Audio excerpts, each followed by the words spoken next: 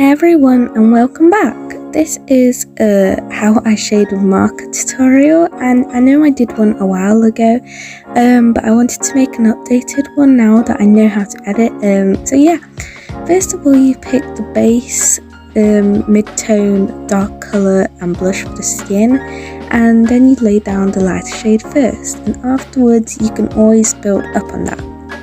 You can also start adding the mid-tone in areas such as below the eyebrow, on below cheekbone, lower bit of nose and around the face, and it helps create an illusion of depth and 3D-ness, if that's a word. So you have to also blend quickly before the ink dries, because then it will be harder to shade if the ink does dry, so you have to work quite quickly, but obviously it just depends on your shading style. Just over the corner of the eye you can also add some shadows, as it has an illusion of depth and it doesn't really look like that in real life, but when you use markers it does look quite nice. So yeah, now I'm just adding some more, and obviously if you're happy with how it was before you can just leave it like that, but if you're like me and want to do like even more intense shading, then feel free to do it.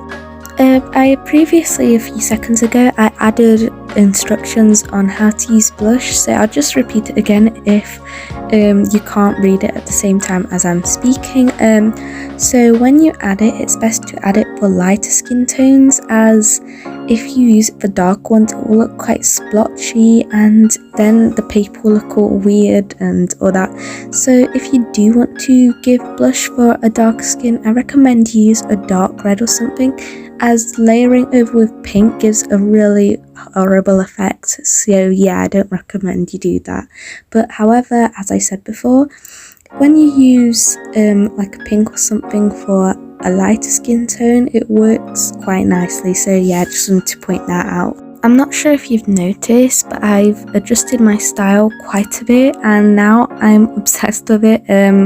So yeah, that's just a quick update, and I don't know if you want me to make more tutorials. Let me know, because this is my first ever proper tutorial.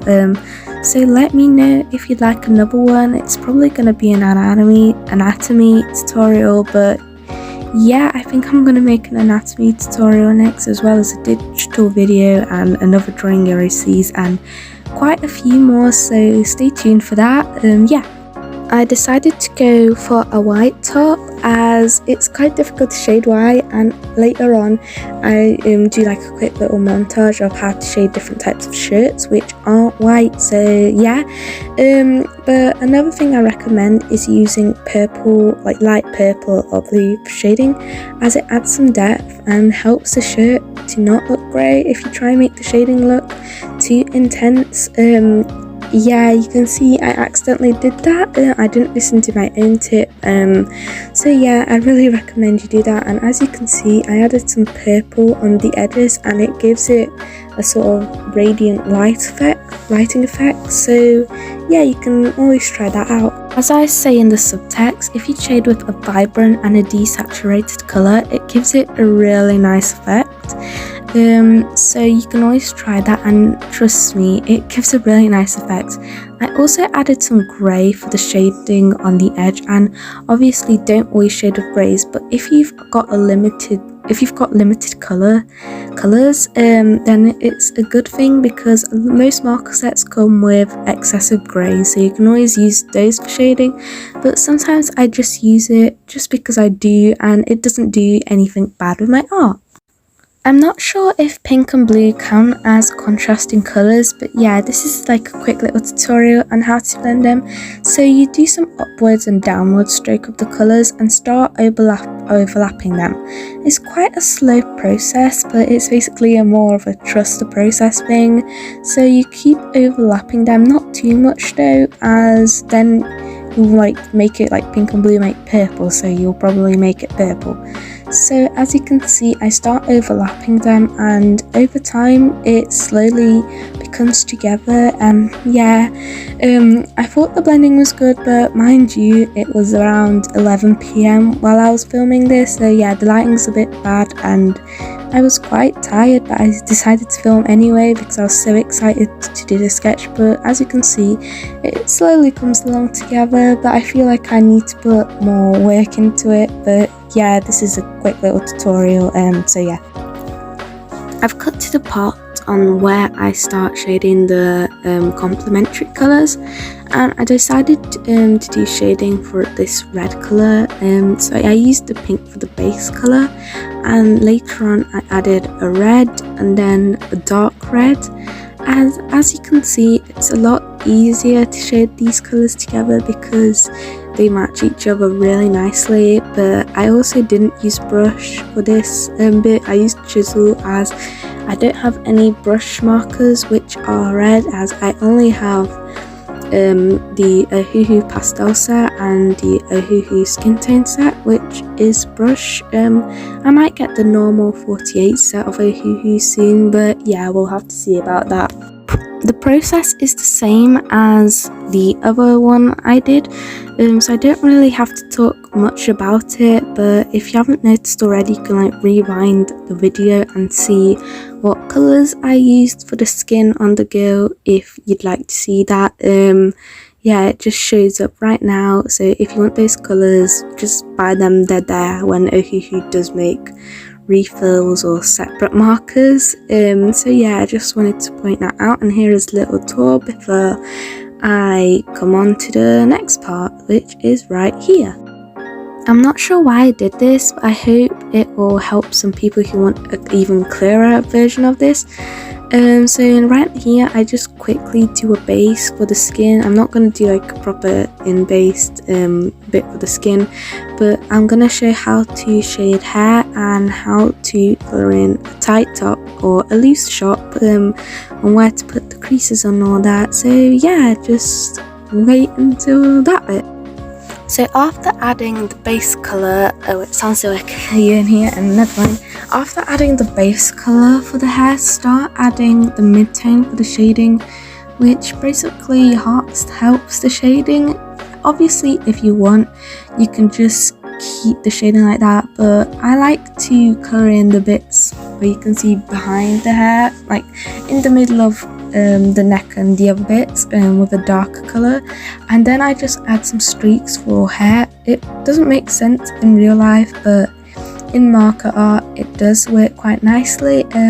So let me know if you like this tip, and now we're moving on to the clothing. I've added a few tips below on how to shade the tighter top and lower top. I've also drawn a background on the tutorial down there, a diagram down there of where the creases go on the orange. If you can see where it says creases around the edge at the bottom. I didn't spend that long on the shading for this top, so it doesn't look that good, but hopefully you get the point on how to shade it. And this drawing is quite small, so I couldn't add a lot of detail, so yeah, I just wanted to point that out. I forgot to add my bleed proof protector, and as you can see, the red and pink leaked onto the next page. So yeah, that is a shame, but it's done now, so you can just watch me shading this until I get onto the large top part. I cut out a lot of the shading because it was looking quite boring. So right here I am shading the larger top. I'm not really sure how to explain on how to shade it, but I do write down some things down there. So I also did like a quick diagram on where the creases should go. So the creases need to be a lot more darker, and they appear pretty much everywhere on the shirt, and it depends on how the character is moving, and their position influences the creases a lot. If this tip isn't good enough then for you, then you can just search on Pinterest some clothes and the pose you want, and you can just observe the poses, and you can basically just watch the creases and see how they work. I'm still not a professional at that yet. I'm still learning like anyone else at art, so this is just pretty much what I know at art. So yeah, I'm just gonna keep drawing, and then after that I will just talk and rant about stuff. As you can see, I haven't got much to say. So yeah, here is a tour on how the drawings look at the end. So thanks for watching up to here. Here is the shout out emoji. I forgot to include it last video, so sorry about that. So here is a tour. Here are the colors I used. So yeah, I quite like this drawing, and I think these 2 pages turned out quite well, and I consider this to be quite a good tutorial myself. But obviously opinions are welcome, and tell me what I need to improve on at tutorials, or anything you want to say for me to improve. So yeah, bye.